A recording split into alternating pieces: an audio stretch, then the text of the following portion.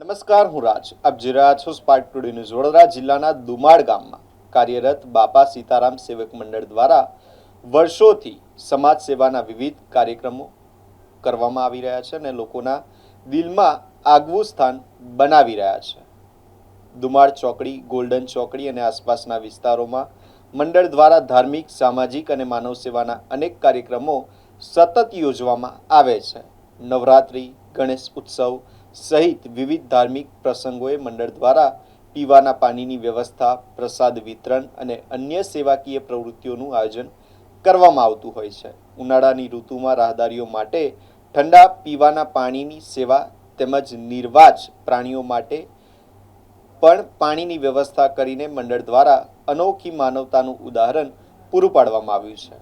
મંડળના પ્રમુખ વિષ્ણુભાઈ વાળંદ, વિજયસિંહ વાઘેલા અને તેમની ટીમ નિસ્વાર્થ ભાવથી સમાજ સેવામાં જોડાઈ સમાજને પ્રેરણાદાયી સંદેશ આપી રહી છે. અમારે દુમાડ બાપા સીતારામ સેવા મંડળ ભજન મંડળ દ્વારા દર વર્ષે આશરે 15 વર્ષથી વધારે વર્ષથી અમારે પાણીના પરબની સેવા ચાલુ હોય છે, જેમાં દુમાડ ચોકડી હોય, ગોલ્ડન ચોકડી હરની સાઈડ તેમજ બીજી વગેરે ઘણી જગ્યાઓ પર અમે પાણીની વ્યવસ્થા કરતા હોય છે. આશરે 70થી 100 કુંડાની આજુબાજુ અમારે રેગ્યુલર પાણી ભરવાનું હોય છે. પાણીની ટાંકી ટ્રેક્ટર દ્વારા અમે આશરે 7-8 હજાર લીટર પાણી રેગ્યુલર વપરાઈ જાય છે. તેમજ જે આ 40થી 45 ડિગ્રી ગરમીમાં વટેમાર્ગો માટે જ્યારે ઘણી જગ્યાએ પાણી નથી હોતું તો ઘણી તકલીફ પડતી હોય છે. એ વસ્તુ અમે ધ્યાને લઈને આશરે 15 વર્ષથી વધારે વર્ષથી અમારા પાણીની સેવાનું ચાલી રહ્યું છે. તેમજ પક્ષીઓ માટે પણ અમે પાણીના કુંડા તેમજ જે પશુઓ હોય છે એના માટે પણ અમે હોજ બનાવેલા છે. આવું પાણીની અવિરત સેવા અમે ઘણા સમયથી ચાલુ જ હોય છે અને કરતા જ રહીએ છીએ. આપનું શુભ નામ? વિજયસિંહ વાઘેલા.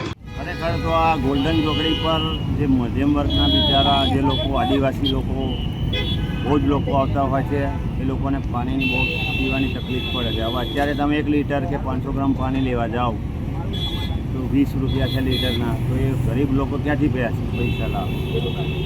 એવો વિચાર કરીને મેં આજે 10થી 12 વર્ષથી આ પાણીની પરબની સેવાઓ ચાલુ કરેલી છે.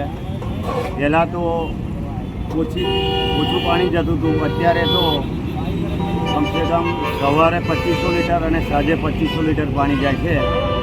અમે 70થી 80 કોઠીઓ મૂકેલી છે.